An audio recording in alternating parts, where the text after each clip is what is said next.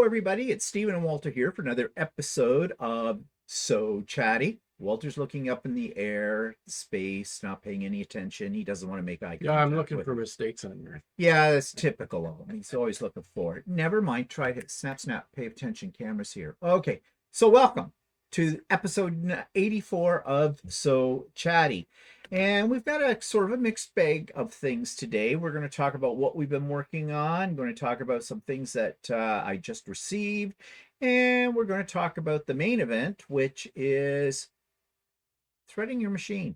Yeah, I know it seems obvious, but apparently I'm finding out lately it isn't so obvious to some people because they're having tension issues. And although this is not about tension issues, a lot of times you can fix your tension issues if you just make sure your machine is threaded correctly.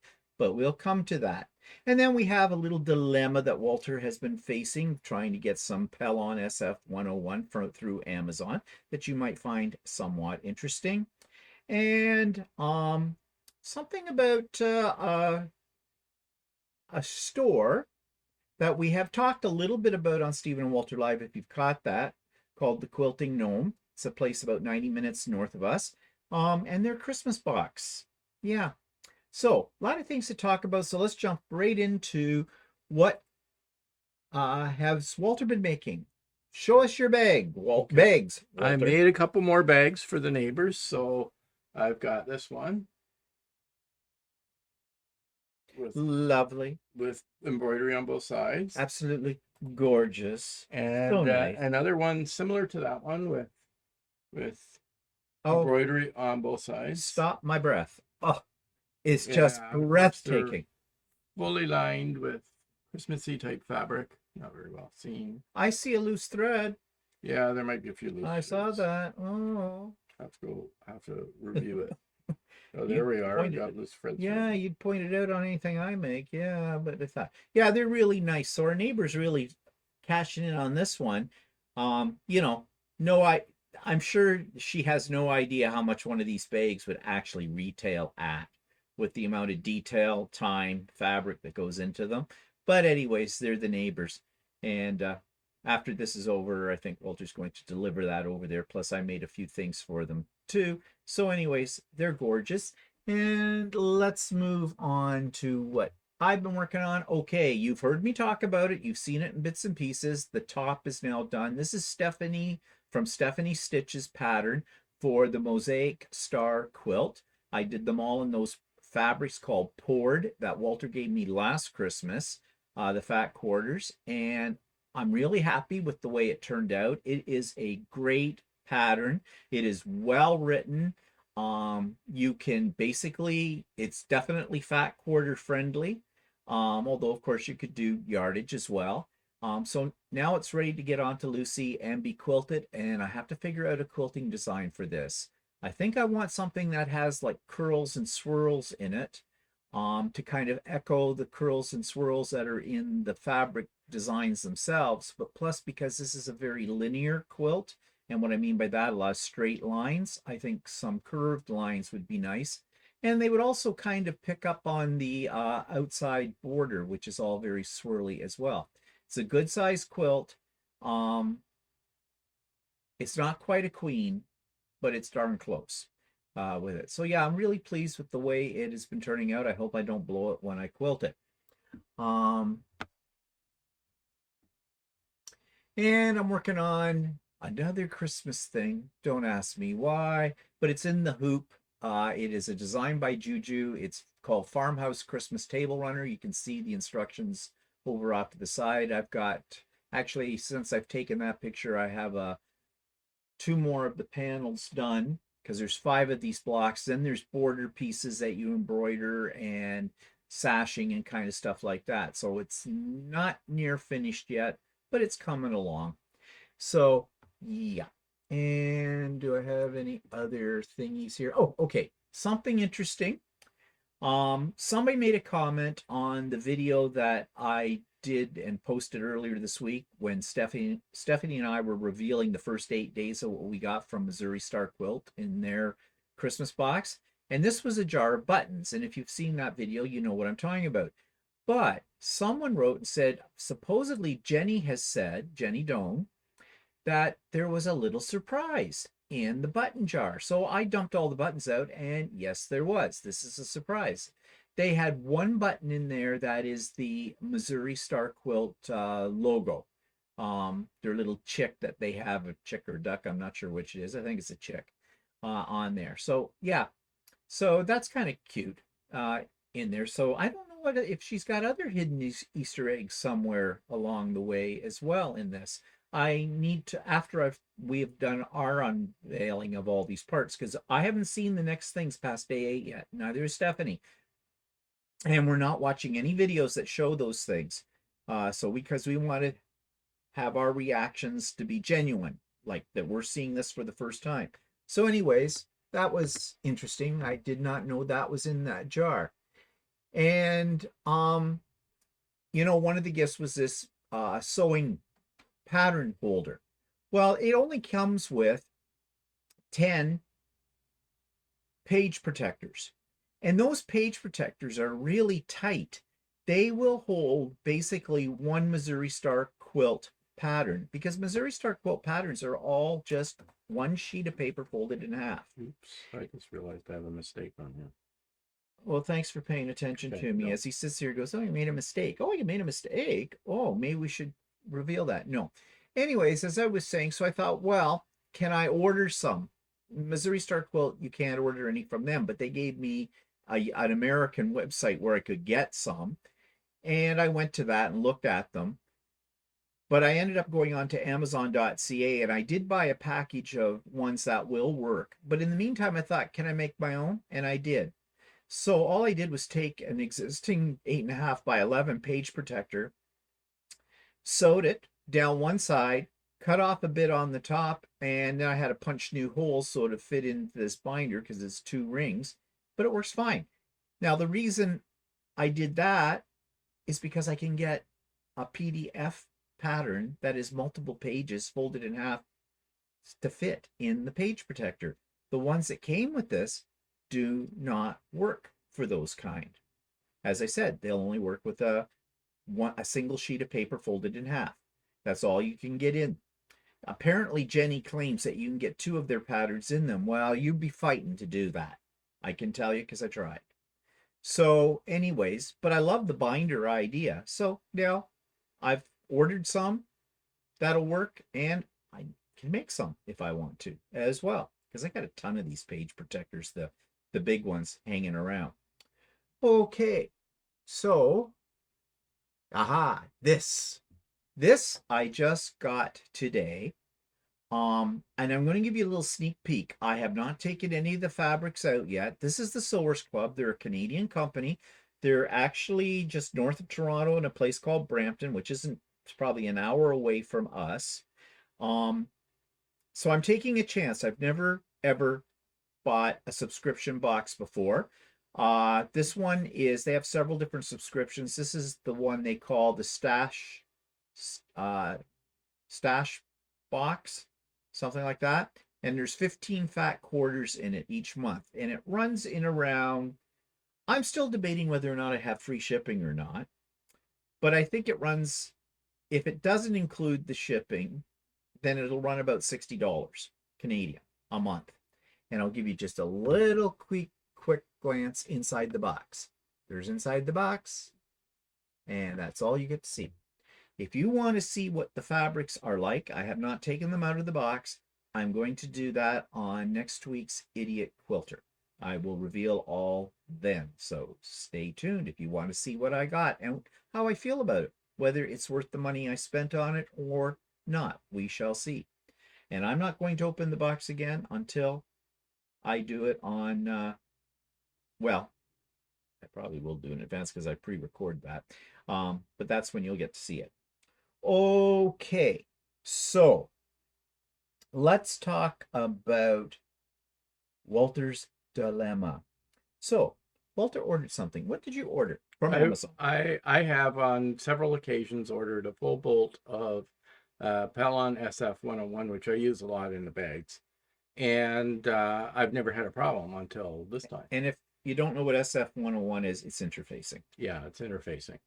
that I use to stiffen the fabric on the bags. And I also use it if I make a shirt, I use it on the collars and stuff like that. So I use it quite a bit. So I like having a bolt of it around. So but I've always ordered it from Amazon, and it usually comes from a third-party seller or whatever.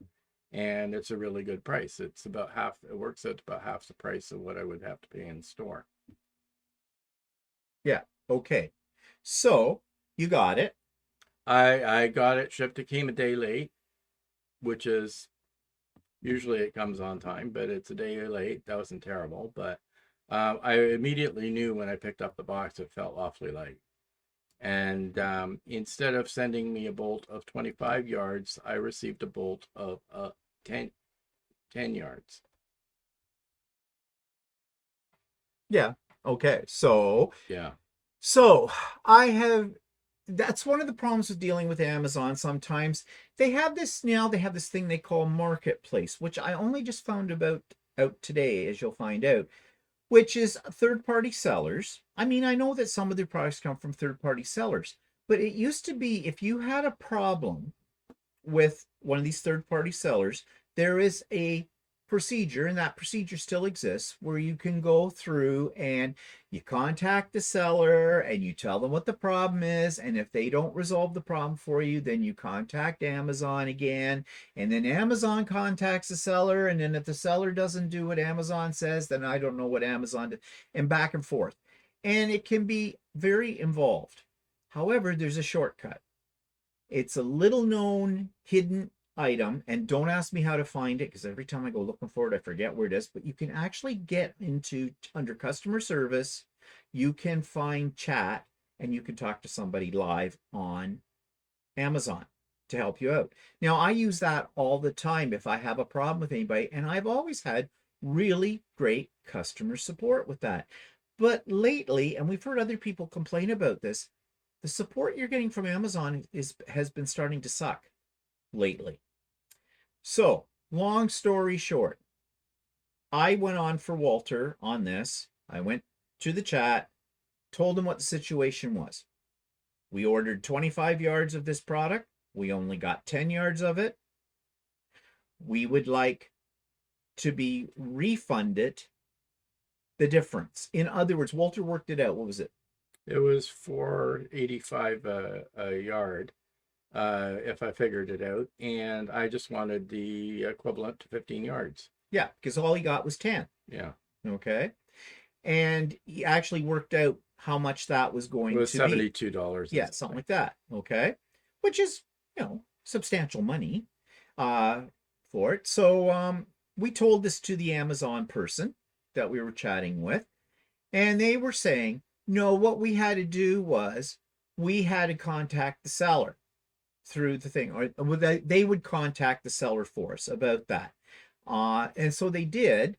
And we get this message back, and the seller said, no, they'd only give a refund if we sent back the 10 yards. Well, no, and that's going through Amazon to send it. And when you send something back through Amazon, it is free. It's a fairly easy method. You print out a shipping label, you package it back up, you take it down to your local, is it UPS or Purolator? It's UPS, actually. Yeah. Is it? Yeah. I thought I took it down to this. Well, according to the one that they sent me today, was a UPS one. Okay, well, anyways, and you slap the label on and it doesn't cost you anything to send it back. Fine, but the problem is, who knows what's going to happen with this company because they already messed up. And next thing we'll hear is, oh, we never got it or something. Of course, if it goes through In fact, UPS, they sent a message with it. It said that if I didn't supply them with a tracking number, that it's possible I wouldn't get a refund. Yeah, but they never gave him a tracking number. No. And so they can't give you a tracking number until you send it, right? Yeah. But anyway, so but actually when they sent me the product, they never gave me a tracking number. No. So anyways, I was on for about 45 minutes with this person on the chat, and I escalated it up to the next level. And I'll tell you this, I had never had this with Amazon before. They were rude. The customer support was rude, right down to they threatened me. Like, threatened that, well, they weren't going to do anything for me. And I'm like this. And I hadn't been nasty to them. I kept thanking them and, please, and could you do Yeah. this? But I did make it very firm that this was not a solution. And I stated my reasons why it wasn't a solution. Like, we've been burned by this company once already, and we suspect we're going to be burned again. But long story short, Amazon sent our complaint to this company. We got a message back from the company, and the message was, no, once you send us back this product, we'll give you a refund. We're not going to give you a partial refund. We're not going to give you a partial refund. Yeah, right. So today we were on chat again after we got this message back from them about this to Amazon. And I told Amazon, I wrote it all out beforehand because you're in the chat thing and whatnot. And Walter's watching my typos over my shoulder and losing my train of thought because I do go back and I proofread it before I hit send, but he's right there on that, because I might have made a mistake kind of a thing. And then I lose my train of thought. And these kind of things get me a little pissed off when I'm writing to them because I always assume that they're going to screw you over, right? Because why would we ever think anybody would ever give us a hand on this kind of stuff? Because we know what customer service is like these days. More to come about that in a minute about a different issue. Wrote it through. The person on my other end was really polite, but said that, see, all we wanted was, okay, Amazon's who we paid. That's why I said, we paid Amazon. We did not pay the third-party seller. Okay, we paid Amazon. So Amazon's a huge company. All Amazon has to do is say, okay, fine, here, we'll credit back your account for this amount of dollars and whatnot. And then they would go after the seller because they have leverage, much more leverage than the average consumer does. No, but they're sending a message to them and they have guaranteed us that we will get a refund and give it 72 Yeah, hours. like suddenly Amazon has said that, well, the marketplace works as a third party and they don't have any control over it or whatever. You have to deal directly with them. However, Amazon takes your money. Yeah. When you do the order. So how is that not a direct link? Yeah. Right. So anyways, now we wait. We'll see what answer we get back from this company. They said to give them 72 hours. And they guarantee, I copied the transcript. I asked them, can I get a transcript of our conversation? So unfortunately, our program doesn't facilitate that. But in the meantime, I copied the whole thing over and I have it on my computer anyways. So just to be able to go back and say to them, no, this is what you told us. And they said, we guarantee you'll get a refund. That is exactly what they did. Well, I'll be holding them to that. So we'll see what happens. I suspect what we're going to get is another one of these scripted messages from the company saying the same thing that we already have, that when you send it back to us, we'll give you a refund. I even said in the message, we've already used part of it. We hadn't yet, but no. So anyways, yeah, buyer beware here. Amazon seems to be slipping up these days. And yeah, read the reviews on these companies. This one has what?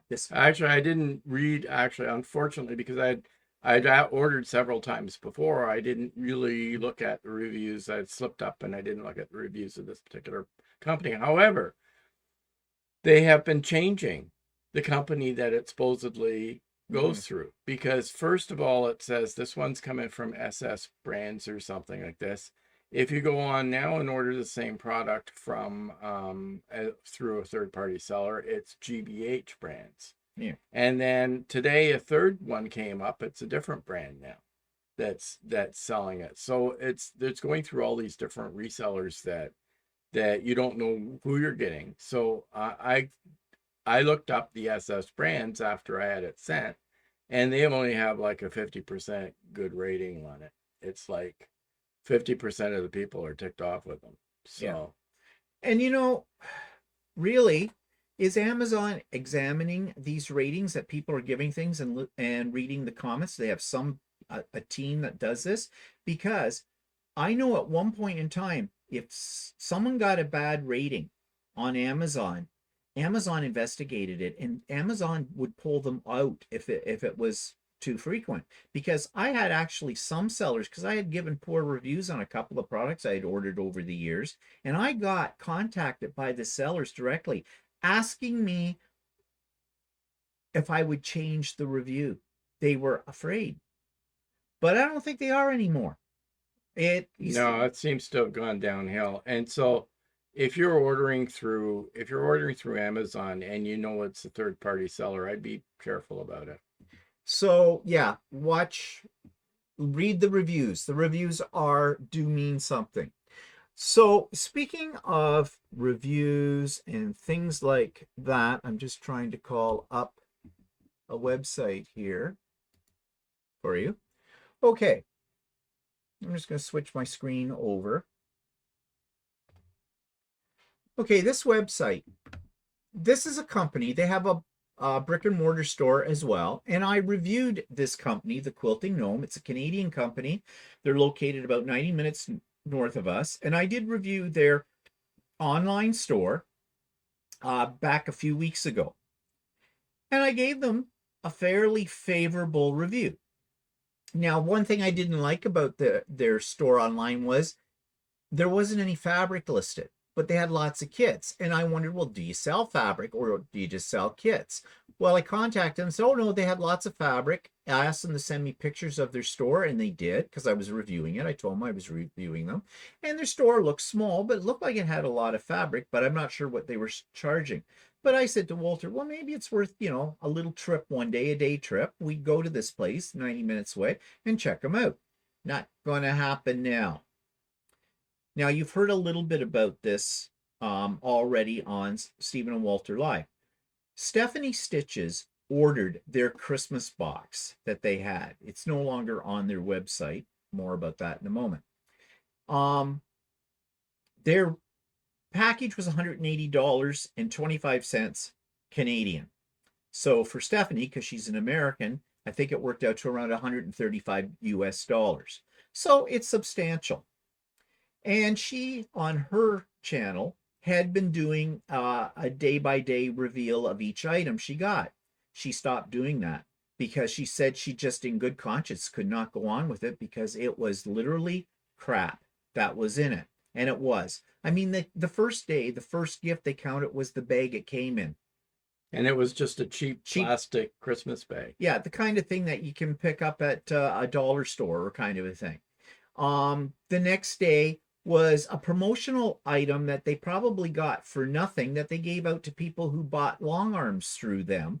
It was, a retractable little lanyard that you could put your snips on. But it had the name Handy Quilter on it because I think that's who they deal with, who they sell long arms with. And you know that they got those as promotional items. So, and it went on from there to the point where Stephanie, it just said, I could not continue showing the stuff. She'd opened them all up and found that it was completely crap. Now, they were advertising this as having a $225 value for 180 bucks. Well, no. Based on what we heard, what was in the package and everything else, that basically it really, even retail probably would not be that much money for the items that were in there. And so I don't know where they're coming up with that kind of money. It was a lot of small items that were not very it was crap. It was crap. It was crap. It really was. It's sort of like paying money for a lump of coal. Yeah, is what it was. So this really disturbed me. It really disturbed Stephanie. One, it disturbed me because, okay, here she went out on a limb. She bought it because, just ignore that ringing because it's just somebody wanting to clean my ducks with it. And we'll just cut them off.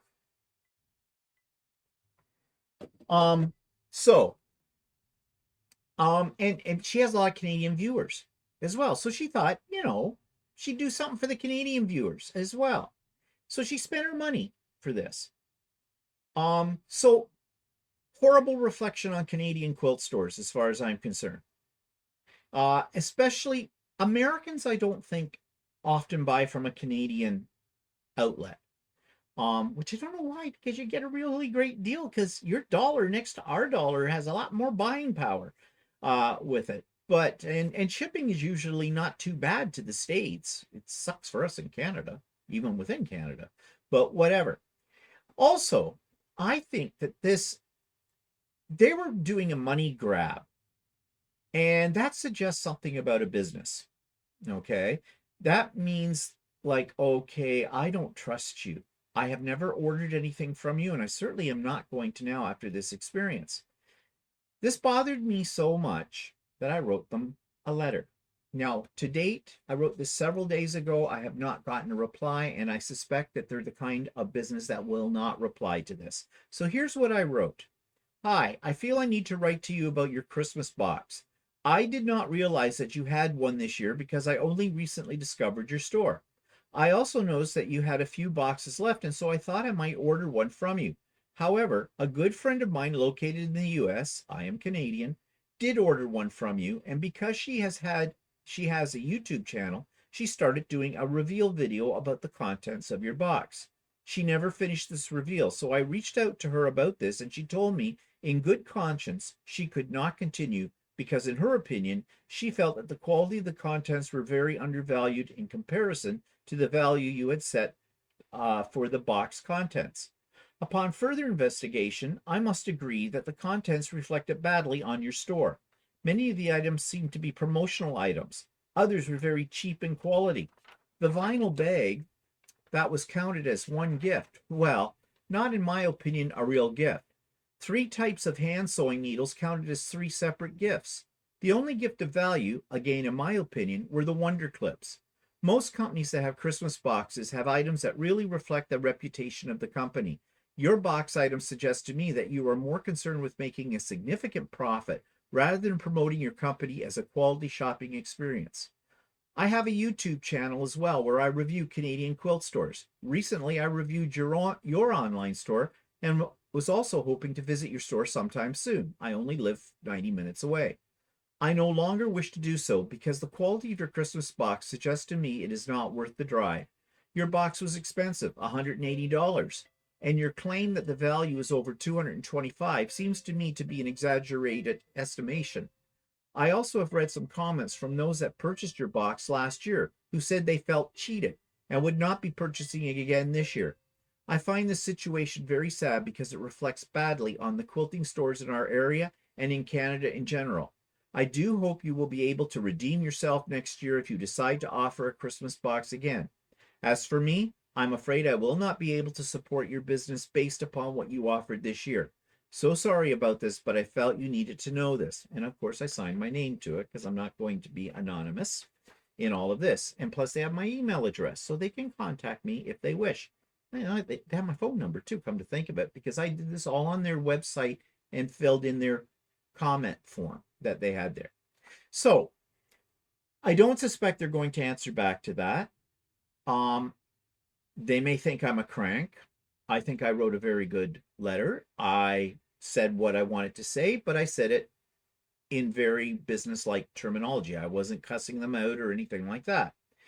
Now, on their website, they no longer show that Christmas box. Well, it either has been removed because I am not the first person to complain about it. Maybe some people have demanded their money back. I don't imagine they were going to get it. Maybe it was just getting too close to Christmas and they figured they're not going to sell anymore. I don't know. But it has disappeared. In the meantime, I sent a copy of that to Stephanie. And Stephanie decided she was going to write her own letter to them. And I'll say one thing about Stephanie. She is a very nice person, but she is pissed off, as you can tell. And I have permission from Stephanie to read this to you. To whom it may concern it, the Quilting Gnome. I purchased your quilting advent for 2022, hoping to promote a Canadian company to my viewers. I have a YouTube channel. As I am an American, but have many Canadians that watch and would like to purchase an advent in Canada. I could not in good faith show them more than the first few days. Encouraging folks to go over and purchase your advent would have been extremely negative for my reputation, as I only promote things to fellow quilters that I think are useful and worth the money. Your advent was neither of those things, and to be completely honest, I'm very disappointed and feel ripped off. You marketed your advent towards things that would be useful on your quilting journey. Well, all I found was a bunch of cheapy, beginner sewing, not quilting, items that I wouldn't even regift, and promotional items from Handy Quilter that you give out for free when someone buys a long arm. The bag is a gift? Really? I'm not trying to be rude or mean, but I feel like you stole my money in a bait and switch scheme, which has left a very bad taste in my mouth. There are other YouTubers out there besides me that had they opened this bag of crud, would not have been as kind to you on their channels. I don't like to speak negatively about any small business, but I will definitely never promote you again. Here in the States, we have something called the Better Business Bureau, and if you had been here, I would have made it a point to leave a negative review. I hope this feedback helps you to do better in the future. I love the line, bag of crud, because that really sums it up. It really was a bag of crud. So, like Stephanie, I don't like to mean mouth a small business. I especially don't like to mean mouth a small Canadian business, and one that's, well, relatively close to where I live as well. But given this, my recommendation to anybody is don't deal with this company. Because if this is a direct reflection of how they do business, I personally don't want to do business with them. And furthermore, if they don't reply to our emails, and I won't think they will, that says something about them as well, doesn't it? So, anyways, Stephanie and I both thought that this was something that we should share with everybody out there, because we do take it very seriously about anything that we do promote on our channel. We only promote things that we ourselves have experienced and love. If we don't like it, we don't talk about it. So there you go. Okay, so that takes us to what we want to talk about today.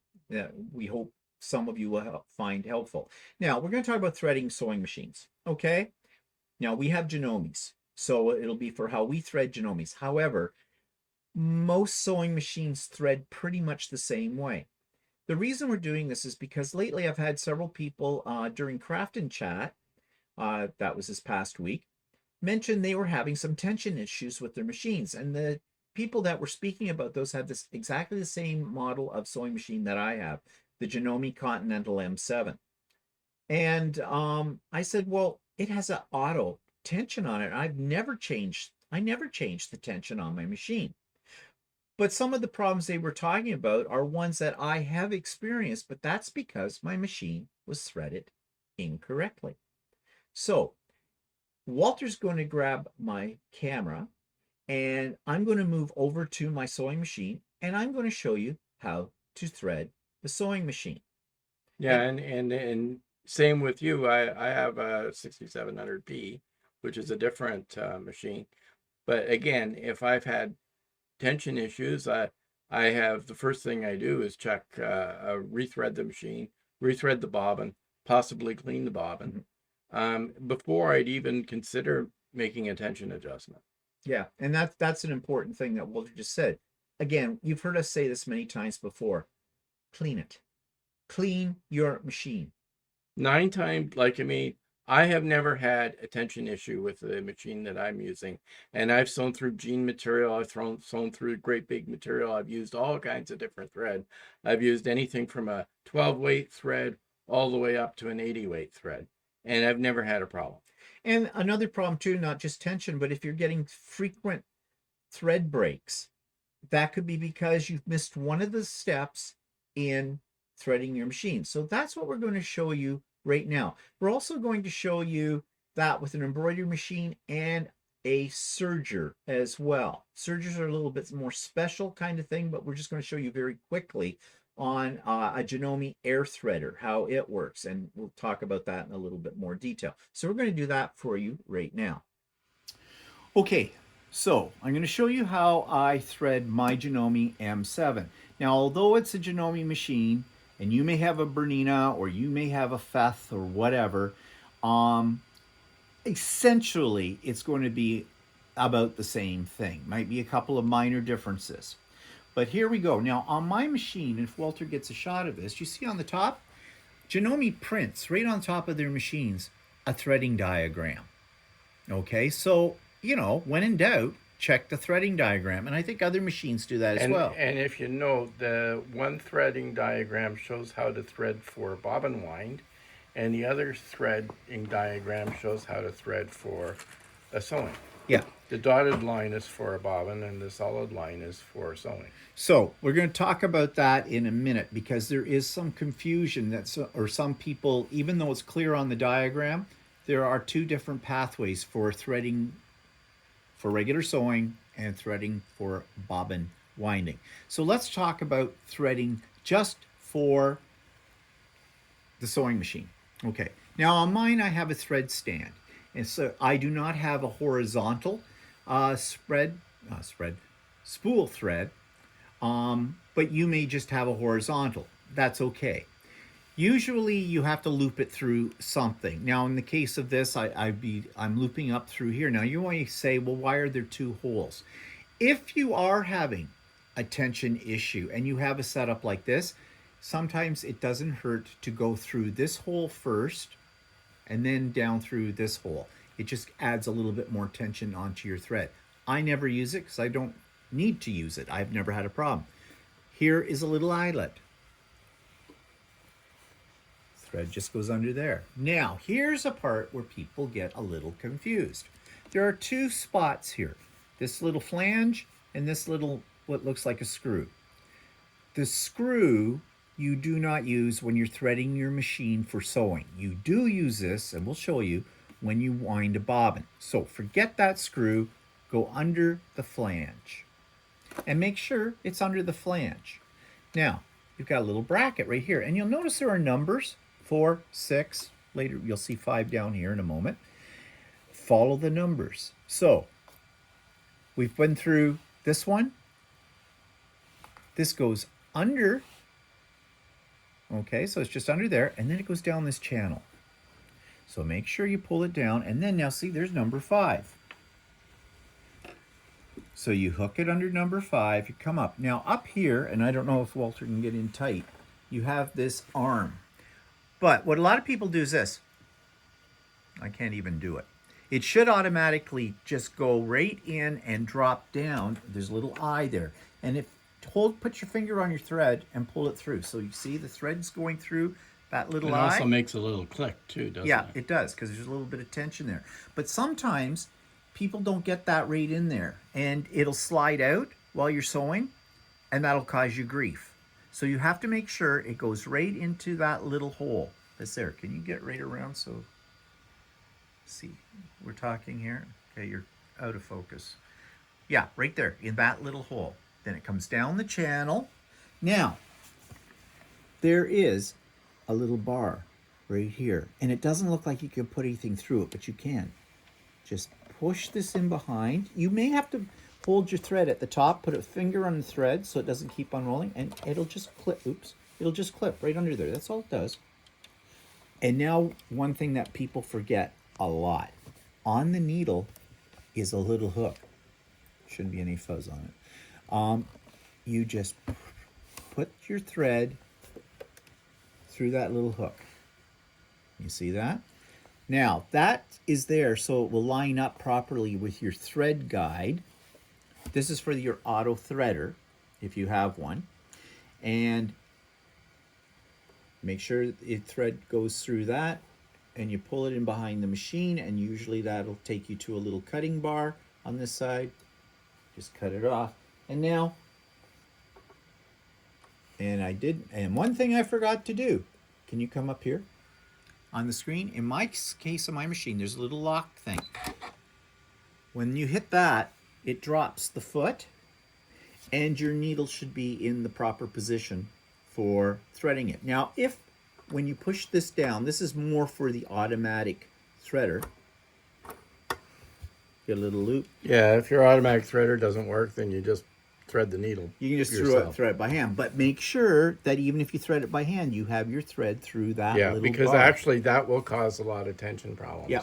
Because I've had it where I was trying to figure out what was wrong with my machine. It wasn't working properly. And it was because it hadn't gone through that section. Yeah. So that should be fine. However, another place you need to know how to thread properly is your bobbin.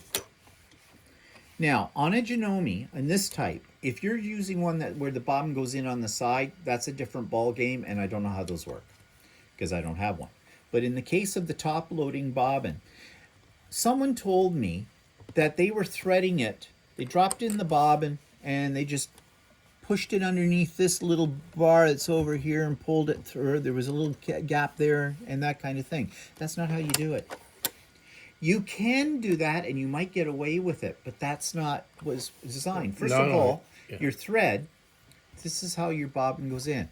The letter P. Your thread comes off like this, so it looks like a letter P. Drop your bobbin in the case, pull your thread around, and you see this little hook?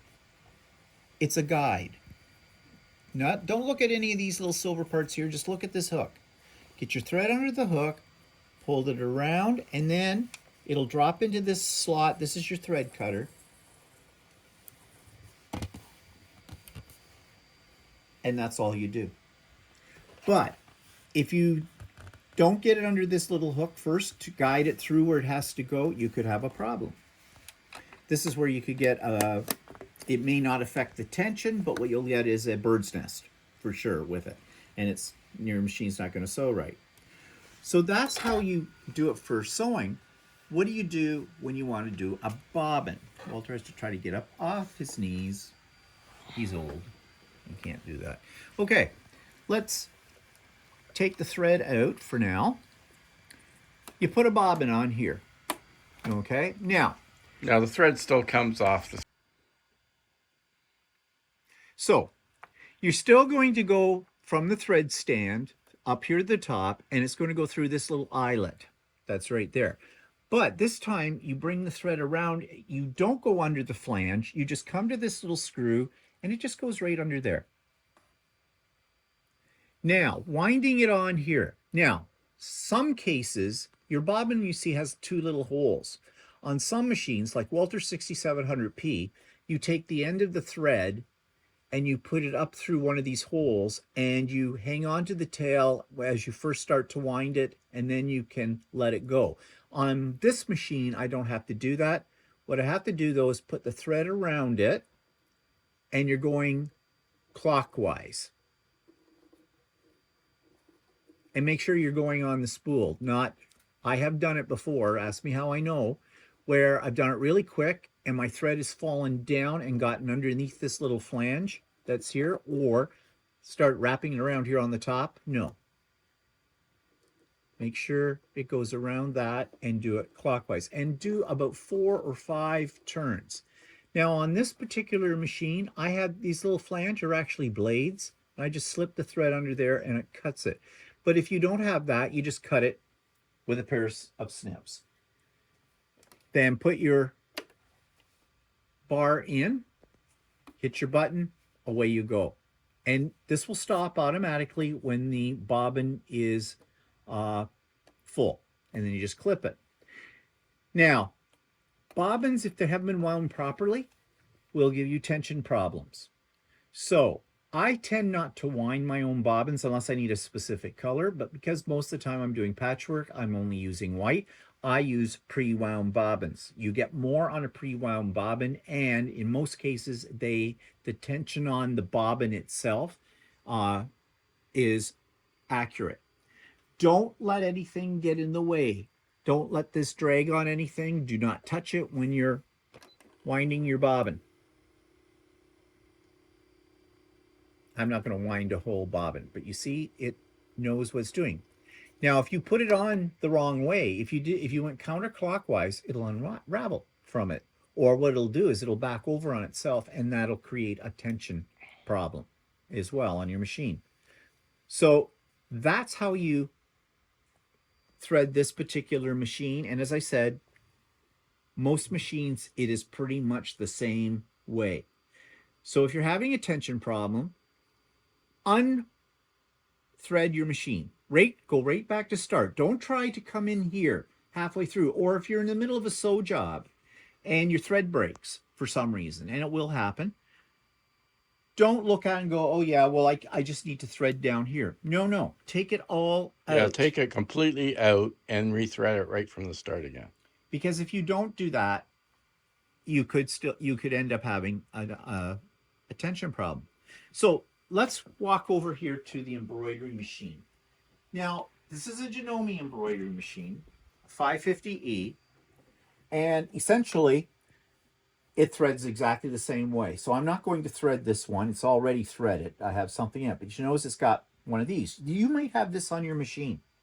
What was it? You said that somebody... This is because you have the thread stand. You're using a thread stand, whereas the machine comes with the, that's the horizontal. Yeah, you could do it from the horizontal. In that case, you don't need to go through this little thing. But you said somebody you knew threw that. Yeah, if you get a thread stand for a vertical thread stand, you need this that bolts onto the back of the machine. You need this little gizmo here for it to go through. Yeah. But you see, it threads very much the same. Now, instead of this having a flange that it went under, this has a little steel bracket. And I'll just unthread this. And with this, it goes under here. See this little hole? I don't know, did you get that on that shot? You just put it under there. It goes through this little hole automatically, but then you wrap it around once under that part that hangs out. Then it's got this flange. And you see, this has got a screw here. You don't thread with that. That screw is meant for winding a bobbin, in the same as the other machine. And then it just goes down the channel, comes up, pull it around, make sure it goes into the hole, just the other one, and all the rest of this is the same. Under the bar, through the little bar on the needle, bring it up for the threading, automatic threader, cut it away. And the bobbin is exactly the same as on the other.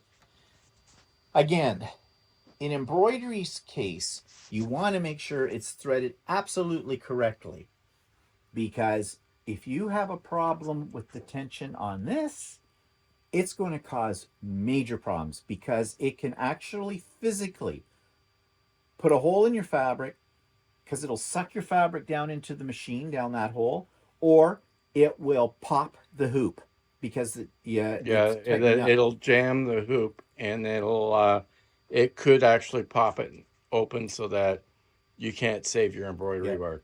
And that you will know when that happens, because your machine will make one hell of a noise that's going to make you cringe. Okay, the last machine is the most difficult machine to thread, and this scares people. It did me, but I own an air threader. So on most embroidery, or not embroidery machines, sergers, you have 3 to 4 cones to thread. And on an older serger that I first started with, you had to do what I'm about to show you manually. And it was a pain, because if we open this up, we have something called a lower looper and an upper looper, and then 2 needles. Right now I have this set up for only 1 needle. And it was a pain. You couldn't get your hands in there. You had to open up the side. You had to pull something through. They had little threading tools that would reach in there, and you had it would take you half an hour to thread your machine. And people hated that. Now, some people would cheat. They'd get it all thread at once, but they wanted to change the color of their thread. They would cut their thread up here and knot it to the new one and pull it through, but that's not a good idea to do, because the knot may not go through all the channels. So I'm just going to show you why this machine I really love for threading, because it makes life so much easier. Just a little tip. To unthread a serger, do not pull your threads this way. Okay? Because of the way that these weave the threads through it, they could get tangled up. You grab a piece of your threads out here, cut them off right here at the top,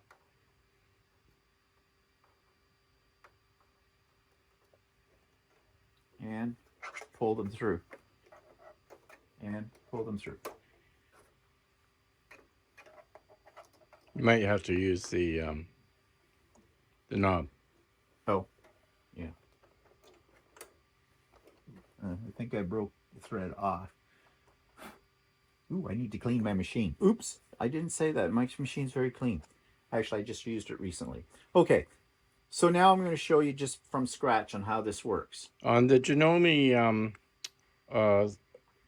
sergers, you have to go lower looper, upper looper, Right needle, right needle, left needle. You go in There are this order. some sergers that do it with the upper looper first. Yeah, but on these ones, so you do it just this way. Now, the thing about the gnome is down in here, they show you exactly how to thread it, what the thread path is. The first time you do it, it's going to be a little confusing. Okay. Okay, so I'm going to show you how to thread this. And as we said, we start from the right and move our way to the left. One cone of thread at a time. So if you look here at the top, you've seen this on my other thread stand. And in this case, I am going through this hole first, bringing the thread up behind, and then down through this little cutout. That just keeps the tension right. Now, you do play with the tension on a serger, depending on what you're doing, because these things do a lot of other things, and I'm not going to get into that. I'm just showing you how you thread it. So, underneath that clip, down through the channel, notice there's an arrow. And down under here, there is a little clip. And now here's the fun part. Then, first of all, you have to set up your machine so it'll thread. Yes, I know. I have to set my machine so it threads. So you turn the knob until you hear it click. Of course, you have to set your machine up so that sorry. it'll thread. I forgot. I have to set this little. I should. So it's not so easy, is it? No, I should read the diagram. I don't use my serger all the time, so I usually have to refer to the diagram. And I want to push this one over to this first hole. There's two holes here. This one's for the lower looper. This one's for the upper looper.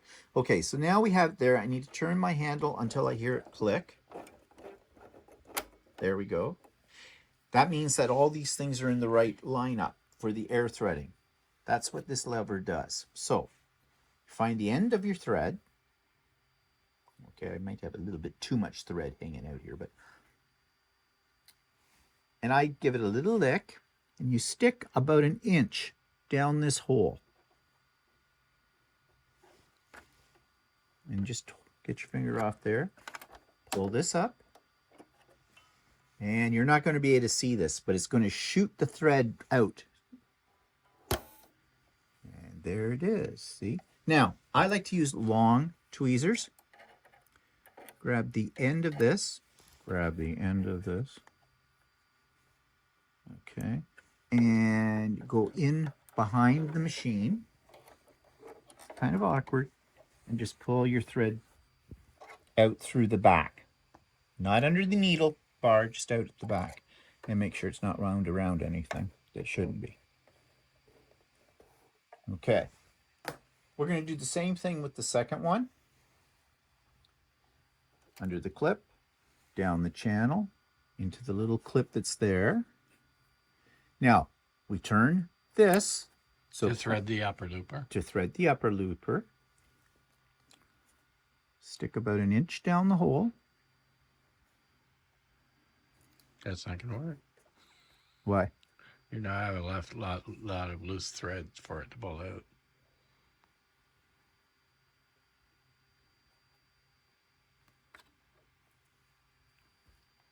I have a limp thread.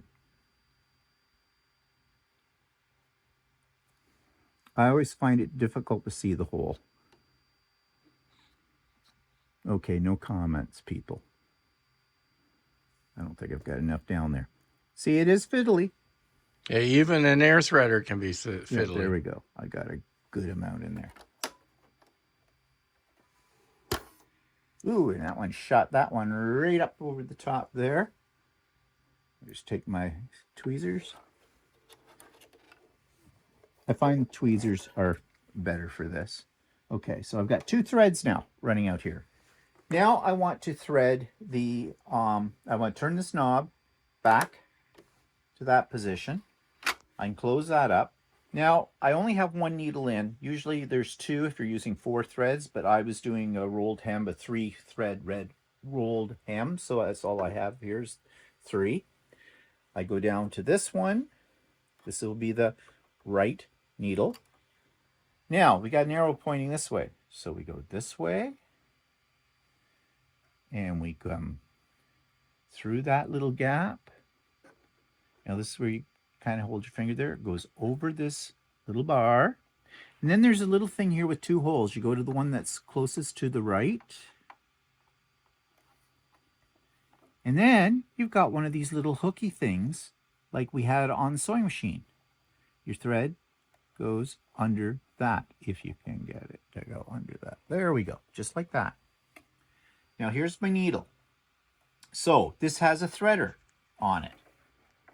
Drop the foot, and then you just pull down this little gizmo, and you see it has a little marking, left and right, because this switches, well, it won't right now because I've got it up or down.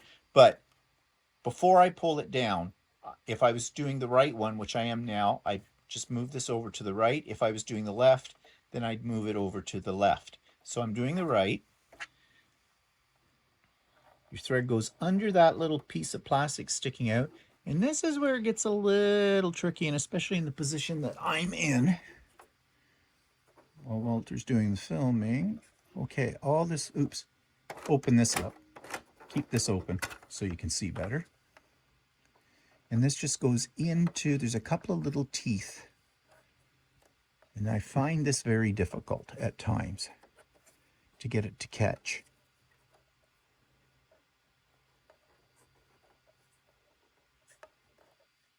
They need to have a little hook under that part, I think.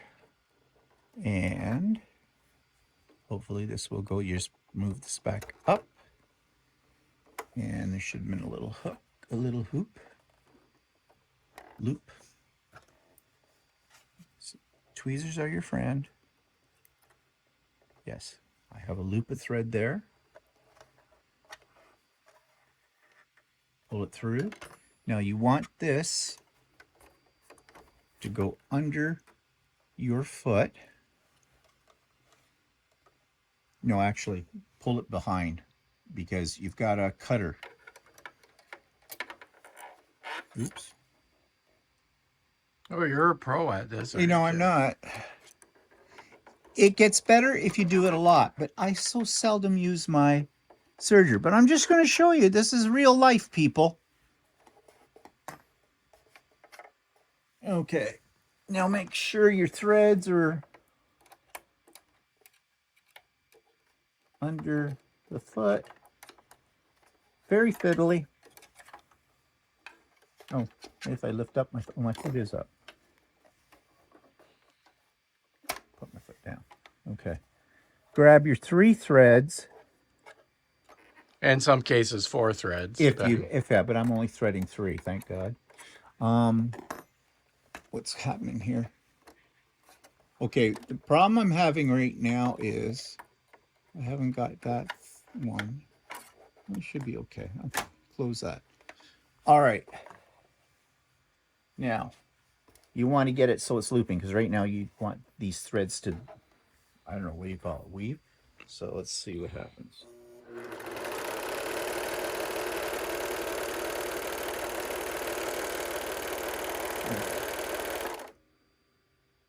There we go.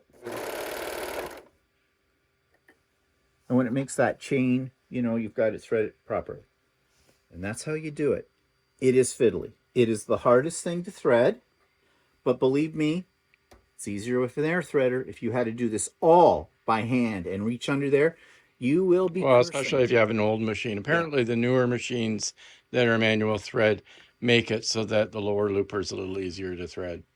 Okay. I know on my cover stitch machine I have upstairs, the lower looper pops out and it makes it a little easier. Now, I probably shouldn't have shown you how to thread a serger with this, and because tension issues on a thread on a serger are totally different. That's why you have these dials up here, and it depends on the material you're using, what your purpose is, because a serger does more than just a rolled hem. Mhm. It does all kinds of different things.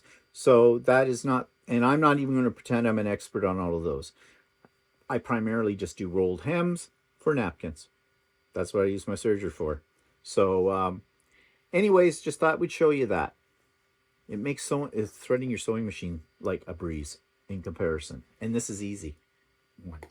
Okay, so that's what we want to tell you about. If you're having tension problems with your machines, they're probably not threaded right. Or your bobbin's not threaded right, or your machine's dirty. Yep. Those are the three kind of things that you need to look at first. Yeah. So, okay.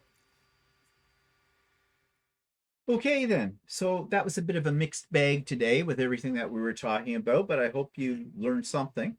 And You may have learned you don't want a gnome. yeah, you may know. Yeah, but whatever. So I hope you found it helpful. Now, here's what I don't want to see in the comments. Oh, this is how I do it when I do my machine. Remember, we said we were doing it on the machines that we own. Well, Okay? actually, this sort of came up in that there was a woman that worked at the sewing store that said to me that a lady kept bringing her machine in and saying that it wasn't working properly, a brand new one. And basically, she said that she was not threading it properly. And they had shown her every time over and over again on how to thread the machine. And every time she brought it in, it was still threaded improperly. Yep. So she just couldn't learn. And you know something? You may forget a step. It happens. It doesn't hurt to go to your manual and review how to thread. No matter how many times you thread the machine, sometimes, because it becomes motor memory, you may have missed a step. Well, not only that, some people own different brands of machines, and sometimes even though they're very similar, it's possible for you to maybe mix them up a bit. Yeah, true. And especially if you've got you've got a couple of machines and you go back and forth between the machines, sometimes if there may be a slight variation. So, you have to do that. But before you go cursing your machine and before you go to that tension adjustment, because once you touch the tension, you will have a lot of problems. Especially, I mean, not so much if you have a tension dial on the front of your machine, but on some people their tension on bobbin cases too. And some people start screwing around with that, and that's usually a big mistake. Yeah. I strongly recommend you don't touch the tension on your machine only as a last resort. So keep it clean, thread it properly. Those things that we've talked about, that may solve some of your problems.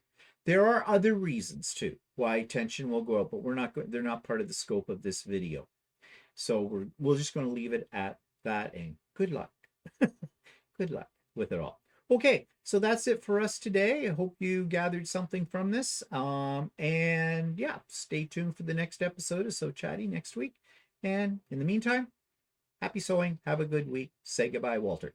Goodbye.